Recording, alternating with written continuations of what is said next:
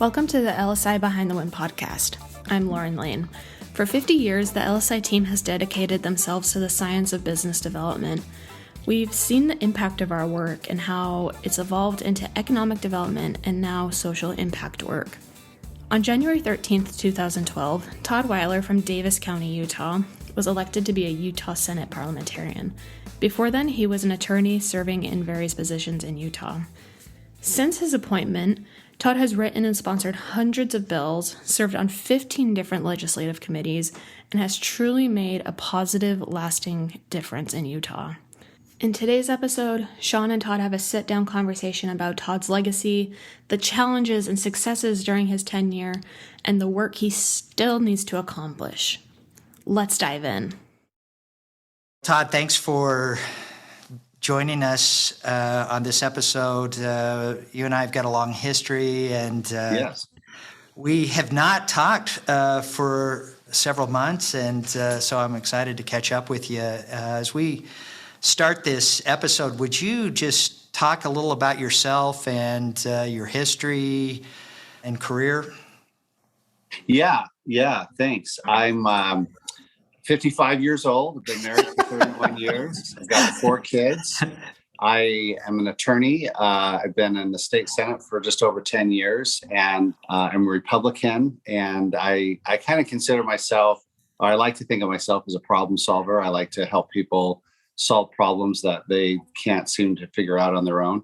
And in terms of my legal practice, after spending 7 years or so with you at LSI, I've joined a law firm in Salt Lake, which is most of my legal career. I've been a lawyer with different Salt Lake City law firms, and I do a lot of litigation, but I do other stuff as well. And so just living the dream, Sean. You know, one of the things that I know about you is that you really have a love for politics, and I've never met anyone that has had such an interest in politics like you have. And yeah, talk about your interest in politics and how you got into the Senate, which I think is a very interesting story. Yeah, thanks. So one story I think about a lot about my life is in 1976, when Jimmy Carter was running against Gerald Ford. I was 9 years old. And that night when the election results were coming in, I pretended like I was going to sleep until I was sure that my parents were asleep. And then I snuck downstairs into our basement and I turned on the TV and I watched the election results come in until the TV stations went off the air. And back then they used to go off the air around midnight. So, and I didn't get caught because I wanted to know who was going to win that race for president. And so I look back and I think, what an odd thing for a 9-year-old to be, obsessed about. But that's just how I came. That, Lady Gaga says, I was born this way, baby. So I really think that's, and my parents, were not really at all interested in politics. Sometimes they voted, sometimes they didn't. So I didn't get it from them. It just inherently kind of came as part of my package, if you will. So the state Senate race, I actually ran for the Utah House of Representatives in 2000 when there was an open seat right after I bought my home in Woods Cross. And there were 7 of us that ran, and I did well enough to get into a June 2000 primary, but I lost by 154 votes or so to Roger Barris, who ended up serving for 14 years. And so when I lost that race, and by the way, Tim Hawks was one of the 7 in that race, and he ended up replacing Roger Barris in the House 14 years later, and Right. has been our rules chair in the House for a while. And so after I lost that race, and I was newly elected to the Woods Cross City Council, and I knew that the seats only came open about every decade or so. So I kind of threw my hat in that ring, not expecting to win, but kind of hoping against odds that maybe I would. But I think I impressed a few people. So shortly after that, I ended up chairman of the Davis County Republican Party. I ended up chairman of the Davis Chamber of Commerce, where I met you. And before I was chairman of the country. And by the way, when I was chairman of the Davis Chamber of Commerce, my vice chairman was a guy by the name of Brad Wilson, who has gone on to become Speaker of the House. And before I was chairman of the Davis Chamber of Commerce, I was chair of the Legislative Affairs Committee. So I started tracking the legislature. And I made kind of a goal when I lost, I'm going to get more involved in the community, have more connections. And so if and when I ran a second time, I would be better prepared to win. And that's exactly how it turned out, because in December of 2011, Dan Lillenquist resigned from the state Senate to run against Orrin Hatch. And then again, about Tim Hawks ran that time. Brett Milburn ran in 2000 against, when I lost to Roger Barris. Milburn was in that race, and he ended up being a county commissioner. But Tim Hawks ran in 2011 and did very well. But when I was able to come out on top of, that was a governor appointment, but we had a special election with the delegates. When I was able to win that race, I told Tim, I'm going to help you get in the House because you really impressed me. And that worked out, and I kept that promise. And Tim did replace Roger Barris in the House in, I think, 2012. And we're going to talk about that election in a minute.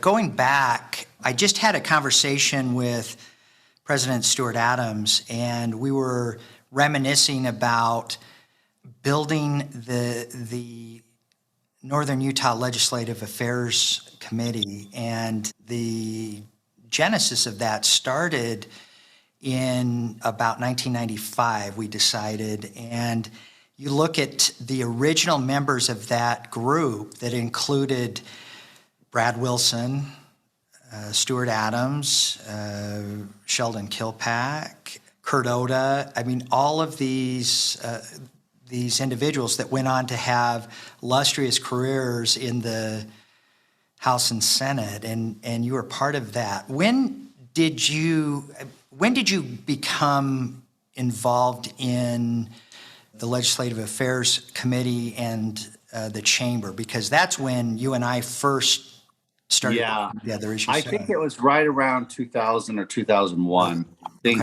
right after I lost that, I thought I need to get more involved in the community, and I joined the Chamber of Commerce.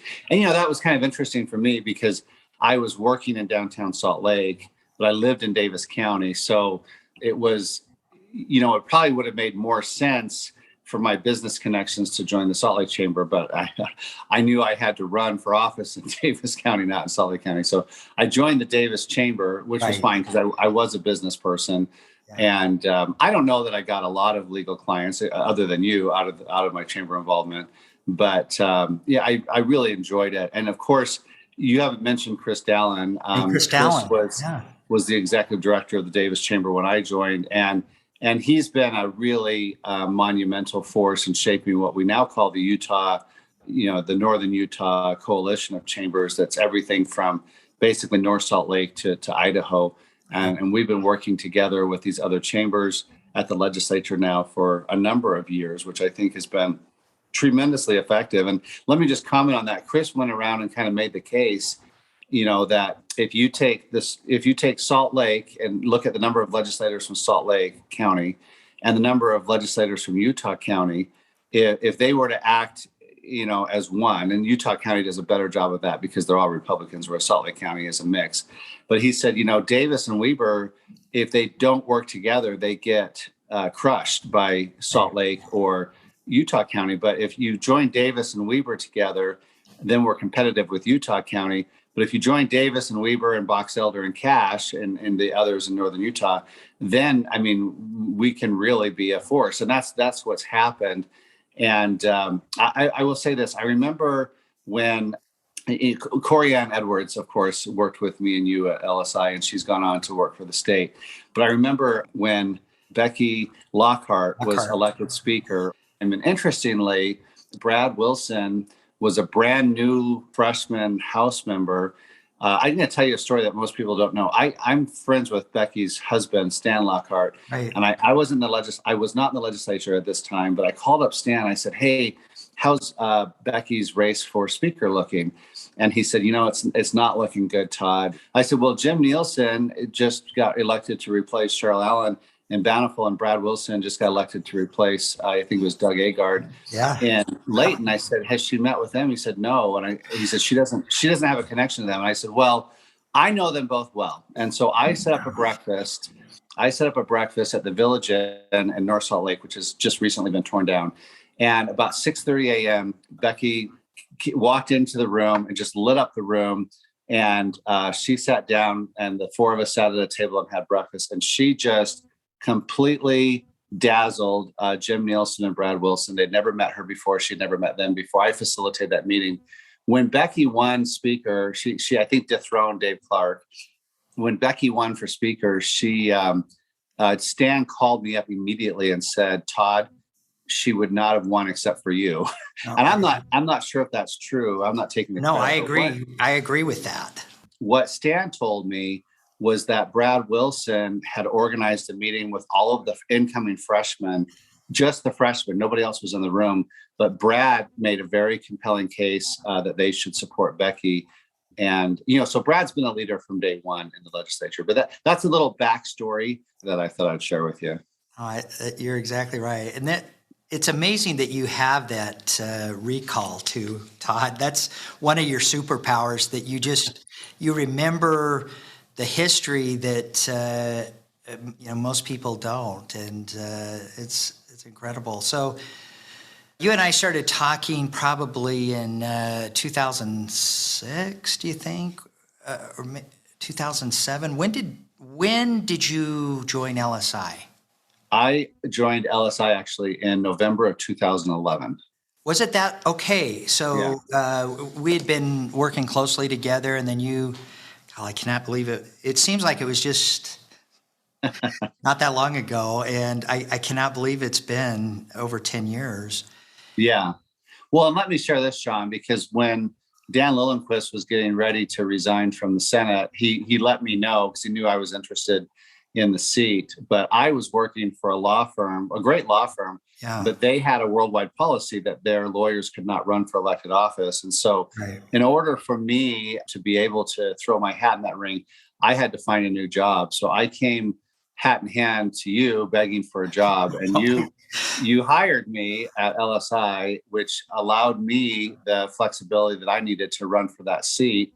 And it turned out well for me. So I have told you, and I've told many people over the years, that if it wasn't for Sean Slatter, I would never have been elected to the legislature, because those open seats, with incumbents stepping aside, they happen very rarely. So I owe all of that to you. And I know you took a leap of faith with me, and I really appreciated that. No, it was that's very kind of you to say that. But what really happened was, you and I talked a lot about what this was going to look like, and this was really your opportunity to pursue this position as a legislator, and that was your lifelong dream to do this. And so as we talked about the strategy, I love what you did to make this happen, and talk about this, because it's so, I thought it was so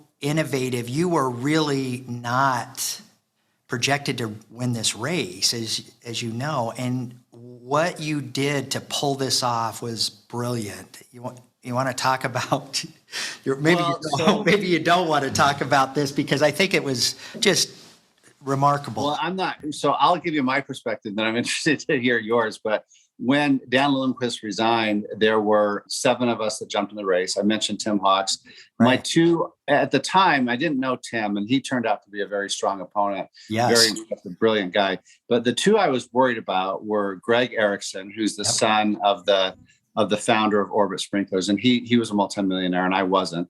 And then Randy Shumway, who's a very dynamic leader at Cicero, and also had a lot more money than I did. And those guys were just, they were hosting these breakfasts and inviting 100 delegates and their families. And I couldn't really compete with that.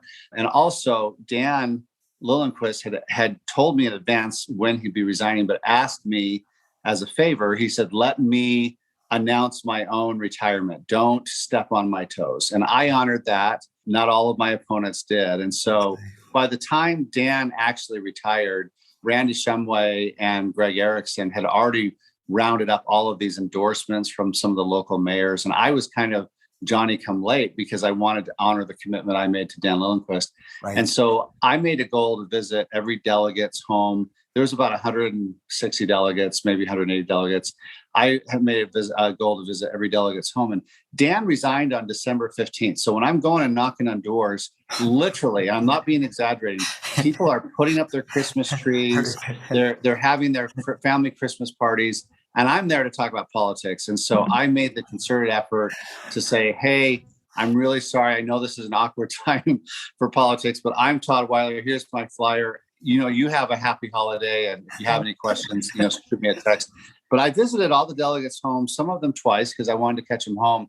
And then, Sean, we had a special convention on January 12th of 2012. Yep. But right before the convention, the party went and they replaced a bunch of delegates who had either moved or died or resigned or weren't going to be available. And then at the last minute, I find out, here's like 50 more delegates that you didn't know about. So then I'm scrambling to go to all of their houses.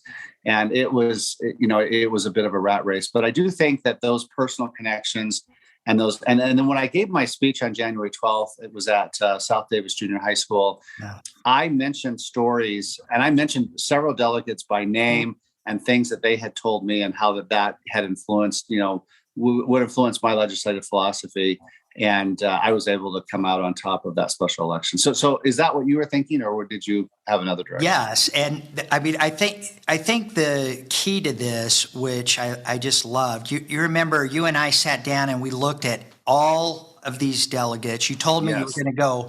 you were going to go personally meet with every one of these individuals. And we were trying to identify, especially the ones that we didn't have a connection with, how are we going to get them to commit to this? And as you said, going into it, Randy had spent a lot of cash on this, and every delegate that we had talked to had said, we're going to vote for Randy. I mean, I know you had your key delegates that were supporting you, but if you remember, when we mapped this out, we didn't think that we had enough votes to make this happen. And I remember you sitting in the conference room with me and you said, this is what we're going to do. We're going to just tell them, I know you're endorsing your candidate, and if in the second and subsequent rounds he doesn't make it, that would you consider voting for me? I thought that was brilliant.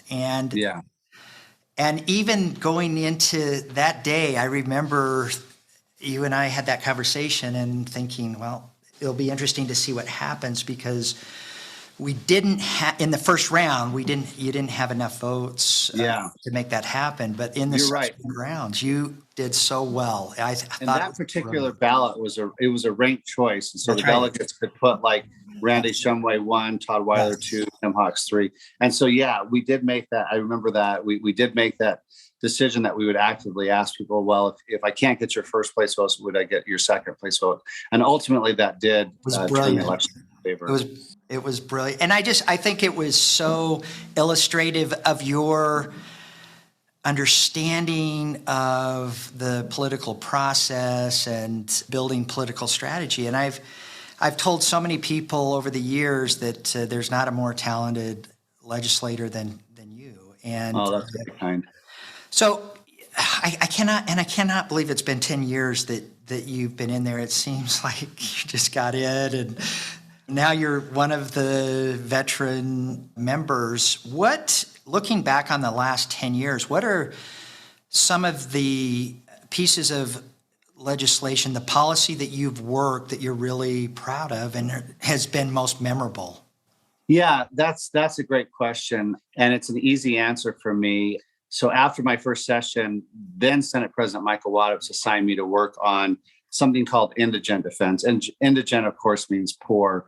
And, nobody runs for office and says, hey, we want to make sure that criminals who are charged with crimes get better legal representation. But it's actually an issue that I've worked on a lot that I'm actually very proud of. And that's because our Sixth Amendment to the U.S. Constitution, the Bill of Rights, talks about, the right to counsel. And, one of my jokes that's not very funny is the Sixth Amendment needs a better lobbyist, because everybody knows about the First Amendment. Everybody knows about the Second Amendment. Some people know about the Fourth Amendment with search and seizure, but nobody really knows the Sixth Amendment. But Here's the thing, Sean. Utah, when I was elected, Utah was one of only 2 states in the country. The other one was Pennsylvania, where the state really had no financial skin in the game for public defenders and indigent representation. But what happens is this: it's actually a bigger cost to the taxpayers not to do that. So let's say your crazy nephew or cousin gets charged with a crime and they're not guilty, but they have no money. What was happening in Utah 10 years ago was they would get assigned a public defender who was overworked, underpaid. They would spend, on the average, and I'm not making this up, on the average of 7 minutes with your nephew, and they would they would have him plead guilty. And so let's say that happens to him twice. Well, the second time, now he's in jail, and maybe he's in jail for 3 years, or maybe he's in jail for 3 months. It doesn't matter. But now, instead of making money supporting his family, now he's in jail. The taxpayers are paying for him, and he's learning all of his new tricks from his jail friends. His kids aren't being supervised by a father. He's not paying his mortgage, he's not paying his rent. His wife might divorce him. And we're doing that to people, and he may not even be guilty. And so what I've kind of learned is, by making sure that we have an adequate public defender system, we can actually, I think, do society a favor and actually save taxpayer money in the long run. So I've created, through legislation, something called the Indigent Defense Commission. And ironically, our chair of that commission, I'm on the commission, but the chair right now is Davis County Commissioner Lorraine Camelou, because we have county buy-in on this. But this commission has already, in the last 6 years, dramatically increased our indigent defense, or our public defender system. And I think over the next 50 years, it'll make more changes for good than anything else I've worked on. So it's not a sexy issue. It's not one that grabs a lot of headlines, but it's by far the work that I'm most proud of. And I know you chair the Senate Judiciary Committee. One of the things that I've loved about having you in the Senate is, I think you're the only attorney in the Senate now. Is that correct? I was for a while, but now we've got Dan McKay and Kirk Cullimore and a couple of others. I'm one of the only practicing attorneys, but Kirk Cullimore, he heads up an eviction firm, so he primarily does eviction and debt collection. But and since when Lyle Hilliard left, when I joined, there was a lot of attorneys, and then it went down, and now I've built back up a little bit. So Hell's in there. He's a personal injury attorney. Oh, yeah. Okay. That's right. So you have chaired the Judiciary Committee for a few years now. Yeah. I mean, talk about your time on that committee and some of the other things that you've done, which has been significant, and it's been really remarkable, some of this policy that you've worked on the committee. Yeah. So all of the law enforcement and judiciary related bills come to my committee. As the committee chair, I theoretically would have the power to kill those bills, because I could refuse to place them on an agenda. I can tell you, in all of the years that I've been a chair, I've never once done that. I've asked very few instances. I've asked my committee members, I say, I'm hoping you'll vote against this because I don't think it's good policy. And sometimes they'll follow my lead. Most of the times they'll follow my lead, but they don't always do it. But I have a very transparent gene, and I want everything to be transparent. So I'd much rather put a bill on a committee agenda and debate it, rather than just kind of hide it in a drawer and wait the clock out for the session to die. I've never tried to run it that way. But yeah, we've had, again, some of these issues catch the public's attention, some don't. Last year, bail reform was a big issue. And that should be a big issue, because we had people during COVID sitting in jail literally 2 years waiting for trial because they couldn't afford to post bail. Right. And they hadn't even been found guilty yet. And again, it takes them away from their families and their jobs and their housing and everything else. And so Stephanie Pitcher, who is running for Senate right now, and I kind of spearheaded that effort. We did pass a bill in a special session. It was very controversial. We had the bail bonds. People were kind of against any changes, and a lot of lobbyists were involved. Right now, I'm working on a big task force. In fact, I have a meeting this afternoon on reforming how we do preliminary injunctions. A lot of defense attorneys will tell you that the preliminary injunctions have become completely meaningless in our state, which is, again, it could end up with someone sitting in jail for a year or two, waiting for trial. So there's been a lot. I've worked with Lowry Snow on a lot of juvenile justice reform and adult. I work with Stuart Adams and others on adult. We call it Justice Reinvested initiative, and we're constantly tweaking that. But these policies are important because they affect families. They affect people I mean, let's be honest, a lot of people accused of crimes are guilty, but they're not all guilty. And so we kind of bend over backwards to make sure that presumption of innocence that's inherent in the law is actually boots on the ground effective. You've also been very active in a lot of other committees, including Health and Human Services, and which I'd like to talk about for a minute. I thought it was interesting when you were appointed as a freshman, and when you were appointed to the Health and Human Services Committee, that I think you were surprised by it, but what did you learn serving on that committee? That was an interesting time that you, and are you still on that committee? I can't remember. I am. You're still on that committee. 11 sessions, yeah. So oh my goodness. We call it the Social Services Appropriations Committee or Sub-Appropriations Committee. So Utah is really unique because all 104 legislators sit on at least one Sub-Appropriations Committee.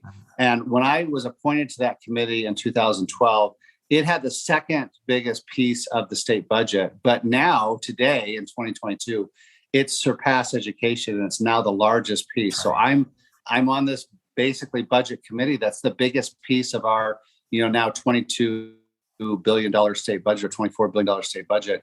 And all of Medicaid, all of the food stamps, all of the unemployment insurance compensation, and all of the funding for, people with disabilities and autism, families, all of that comes through that committee. And some people don't care about that stuff, but I mean, it's a very unpopular committee, Sean, because by far it's the hardest working appropriation committee. It meets twice as often as any other appropriations during the first 3 weeks of the session. And it's hard because every year, this is the best example I can give you for that committee. Let's say you're on a boat, a sinking boat with 6 children, and you have one life preserver, and you get to decide which of these 6 children am I going to give the life preserver, and which of the 5 am I going to let drown? And that's a horrible proposition. That's what we do on social services every session, because we have all of these special interest groups, all of these families with disabled children come to us every session and say, please, please, please fund our special interest project. And we have money to fund about 1 out of 6. And so, and that's why it's an unpopular committee, because it's hardworking. And people come with their disabled children crying, in front of our committee in the public testimony. In fact, years ago, this was slightly before I joined, a woman brought her autistic child to the committee. And while she was speaking, she wasn't watching the child. The child took off his shoe, licked the bottom of it, and then threw it at one of the legislators, because he's severely autistic. And so this is, we have a lot of parents showing up with children in wheelchairs, sometimes babies. It's a heart-wrenching committee, but it's such important work. And again, and on the flip side of that, if we funded every request from every parent across the state, we could spend our entire $22 billion budget on that and nothing else. And so at some point, you have to draw a line. But where that line's going to be drawn is very, very difficult to decide. And it's been such a pleasure working with you over the last 10 years on some of LSI's social impact work that included the TANF program, the Veteran Initiative, all of the workload with and programs for individuals with disabilities. I mean, there has been a lot that has come through that committee over the last 10 years, and it's been a lot of fun. Tell me what other committees you serve on? Well, I've been on the powerful Senate Rules Committee for 8 of the last 10 years, and that's the committee that decides where bills go, if bills go. And I will tell you real quickly, 98, maybe 99% of bills just flow through Rules Committee, but there is 1 or 2% that get tinkered with, including a lot of like Jim DeBackus' bills, or now Derek Kitchen and Kathleen Reeves' bills. And so some legislators, and I just want to say, and I like to point this out, a lot of people assume that the Utah Capitol is a lot like DC, and it couldn't be any more different, because even though the Republicans have a supermajority in Utah, we like our Democratic colleagues. We work with them. 90% of all of our floor votes on the House and Senate floor are unanimous or nearly unanimous votes. But the media, especially the Salt Lake Tribune, they tend to focus on that, that 5% of bills where, where there are divides along, kind of partisan lines. And we have some legislators like Karen Maine in the Senate, who's probably a Democrat, probably the most respected senator, been in there for a long time. She succeeded her husband, Ed Maine, who passed away while he was in office. He was a big union boss in West Valley. And Karen passes, she's usually in the top 2 or 3 legislators every year in the number of bills she passed. Now, she missed the whole session last year with cancer, unfortunately, but still passed several bills. And I was presenting her bills on the floor and in committee for her because she was going through cancer treatments. But so you have Democrats like Karen who run very good substantive bills. And then you have some Democrats, and Jim DeBackus is a dear friend of mine, but I'll just tell you, he ran bills knowing he would never pass them. They were more publicity stunts, fundraising stunts, just picking the most controversial issues. And so those bills sometimes don't make it through rules. And it's not because we're a bunch of evil Republicans. It's just a question, especially at the end of the session. If we know a bill like, just a Democratic talking point bill, if we know it's going to take an hour in committee, maybe 2 hours in committee, an hour on the floor, and that it has zero chance of passing because every Republican is going to vote against it, should we entertain that bill, make hundreds of people take off work and come testify for it, and get all these people excited that maybe it will pass when we know, because we've talked about it in caucus, and we've done a nose count, we know that it has no chance of passing. Should we do that and then let 8 or 10 or 12 other Karen good bills die because we're going to run out of time? And that's a judgment call. Some people will say, absolutely, you should debate every one of those bills. Well, guess what, Sean? Not every bill gets debated because we have about 1,200 bills filed and we only have time to pass about 500 of them. And so we're always making those decisions. So the Rules Committee is the most powerful committee in the House and the Senate. And I've been trusted by Senate leadership to be on that for 8 of my 11 sessions. And I also chair the Senate, the Judicial Confirmation Committee. So all the judges come through me, and I sit on Business and Labor. Someone asked me from another state, we've been working some policy in another state, and he said, who's the most talented legislator that you've ever worked with, and what were some of the tricks and secrets that that individual had? And I got to tell this individual about your work. Historically, you have been in both the House and the Senate, I think you have written more bills than any other member. Was that still the case last year? Well, this year I had 20. I passed 20 bills, which was number 1 out of the 104. Kurt Bramble and Wayne Harper also do a lot of bills, but I will say this: not all bills are equal. Not all of my bills are equal, because some bills are 100 pages long and take 1,000 hours of work, and other bills are 1 page long and take 1 hour of work. So it's not always an equal thing. But I think that the most important currency that I have as a legislator is the respect of my colleagues. Definitely.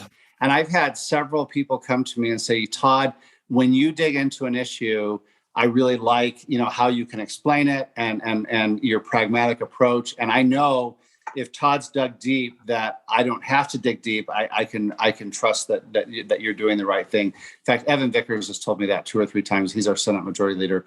And so and we do, as legislators, we can't be experts at everything. So, I'm a lawyer. Jim Dunnigan in the House is an insurance guy. Stuart Adams is a developer. And so we do, if you trust somebody, you do kind of tend to look to them when it's something more industry related. And not all the lawyers in the legislature are going to agree on a policy, and that's okay, but I think what we can agree on is that we can frame the issues and let the other, it's all like a jury hearing the evidence, and then you decide, which way you're going to vote. So anyway, so I hope I think I built up a good reputation in that sense. And I think I think you're being humble in that you are so good at building the architecture, the policy itself. And when I look at the writing and the structure of your bills up front, they're amazing. You are so talented in that. And then going out and getting the votes, which is the key to this. And you just do this so effortlessly. You are a master at at this and why you have passed typically the most bills, introduced the most bills of any other member in the House or Senate. And as I was explaining this story and the strategy that you have taken over the last 10 years in the Senate, it's something that a lot of members just, they don't understand. And I think they're good at either one or the other. They're good at we're gonna build the policy, we're gonna build the bill, or they're talented in that element, or they're good at getting the votes. And you've got that talent on both sides that's remarkable.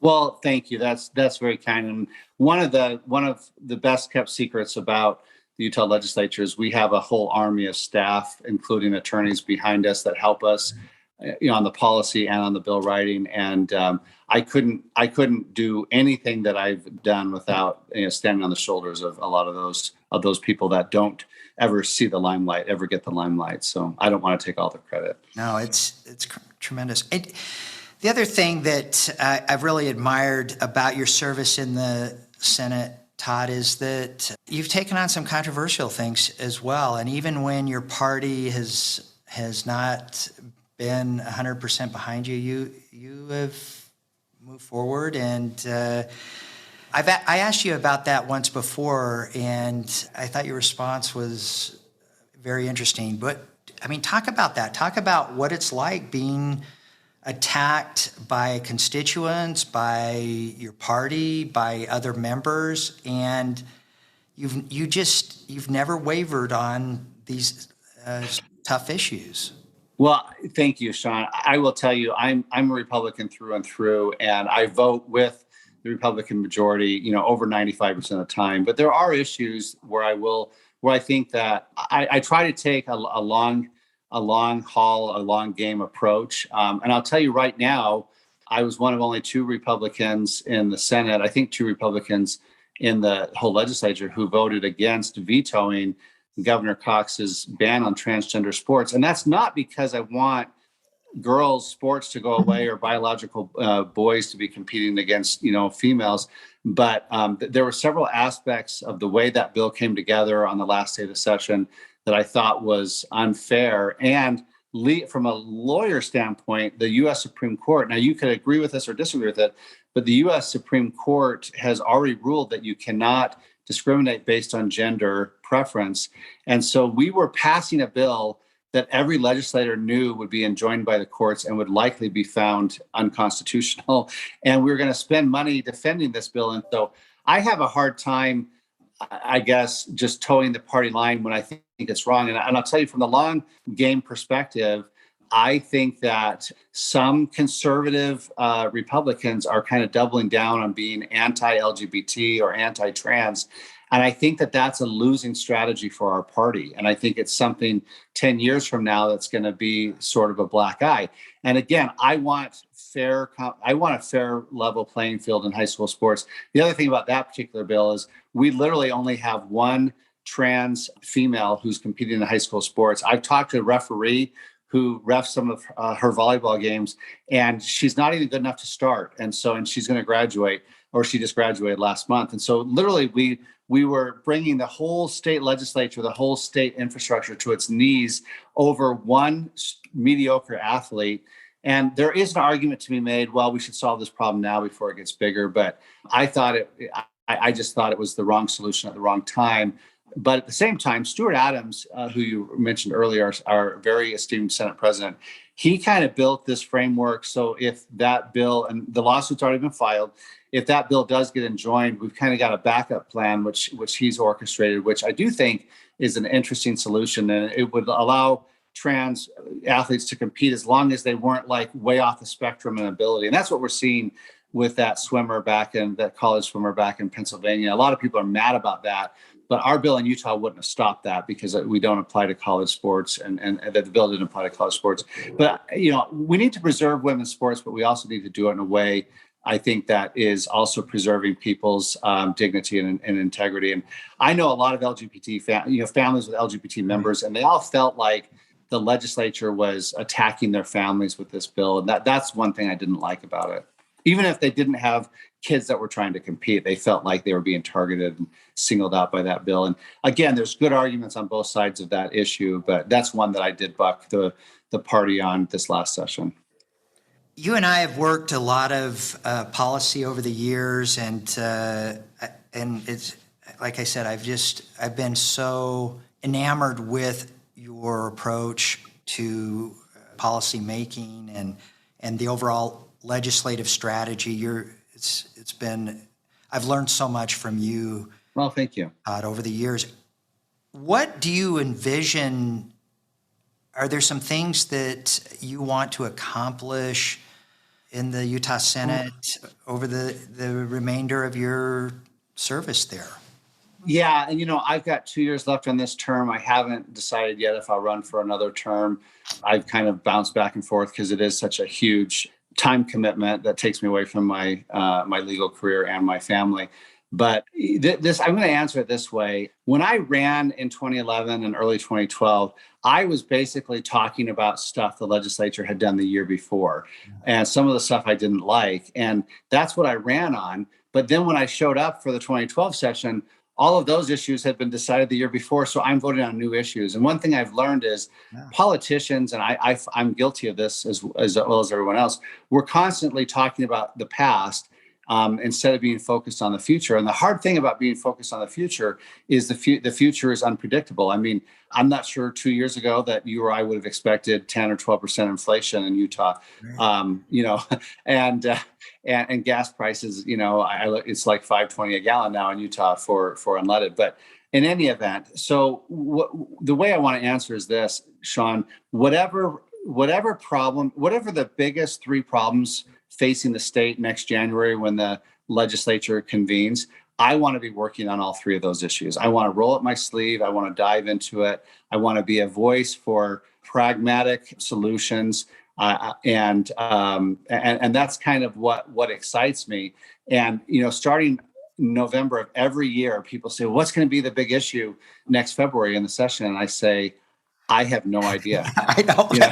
Because I've learned it's just really hard to predict. So we have, as you know, we've worked closely with the governor's office and the legislature on a number of economic development and social impact issues over the last now going on 20 years.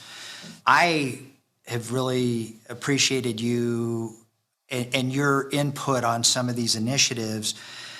IIJA is what LSI has, and most of our strategy over the last 18 months has been. It's $1.6 trillion being infused into the economy, and we're working closely with not just the governor's office and the legislature, but also a lot of the municipalities. And I do think that between now and October of 2023, that this is going to have a long-term impact on a lot of these issues that I think can be addressed through some of these funds. So I look forward to working with you on IIJA. Yeah, thank you. And, whenever we're investing in infrastructure, we're investing in our future. And, when you turn on your tap water this morning or take a shower or flush your toilet, you're literally getting water through pipes that were installed 80 years ago. Right. And, the taxpayers 80 years ago paid for that investment. Well, what about 80 years from now? Right. And so yeah, that is one of those future forward-looking things that the legislature has to be focused on. I've really appreciated this conversation with you and catching up with you, Todd. We've been friends a long time, and we've done some fun things together and difficult things together, and you're somebody I really admire. Do you just talk a little about what you're doing, what you enjoy doing, some of your personal interests when you're not working either in the legislature or in your law practice? Well, one of my favorite things to do when I'm not working is I have an electric bike, and I ride that thing all over the place. And now, with gas about $5 a gallon, like I went to the gym yesterday. I'm like, I could drive, but if I ride my bike there and back, then I get an extra half an hour of exercise, and I'll save a half gallon of gas or whatever. So that gives me incentives. But, when I worked at LSI, I live 17 miles away. I would frequently get up early and ride all 17 miles up to your office. Sometimes I would take my bike on the front runner and then ride all the way home, or sometimes I would just take it on the front runner both ways. But I really, that's kind of I put on my headphones. Sometimes I listen to podcasts. Sometimes I listen to music. Maybe I'll listen to this podcast. I'll ride my bike. But that's kind of my little escape. And, so that's one thing I enjoy. Elizabeth, my wife, and I, we love to travel. We were in Germany last month. We were in France. We went to Paris and Normandy last November. And of course, that got shut down a little bit with COVID. Yeah. We're going to, I know one of your favorite places is Hawaii. We're going to be in Hawaii in August and December this year. And that was unintentional because I have a legislative conference in Honolulu in December. And then my son just got engaged, my youngest son. And he and his fiance decided that they want to get married in Honolulu Temple. So now we've got 2 trips to Hawaii, which is not the worst thing in the world. No, but so travel, bike riding. I've recently enjoyed picking up the new sport, pickleball, new to me at least. I'm horrible at it, but it's fun to play and I get a little bit of exercise. In fact, you might be interested to know we've had a couple of legislative pickleball events, 3 that I've been to in the last 6 months or so. And legislators are not good at pickleball, but a few of them are. So, and Governor Cox usually comes and plays pickleball with us as well. So anyways, those are a couple things that and most importantly, I just like spending time with my family. I've got 2 grandkids now, which, they're just the light of my eyes and my pride and joy. So and they're both COVID babies. So that's been kind of fun. That's the one good thing that came out of COVID. So, or 2 good things in my case. I know you spent some time in Germany when you were younger. How long has it been since you've been in Germany?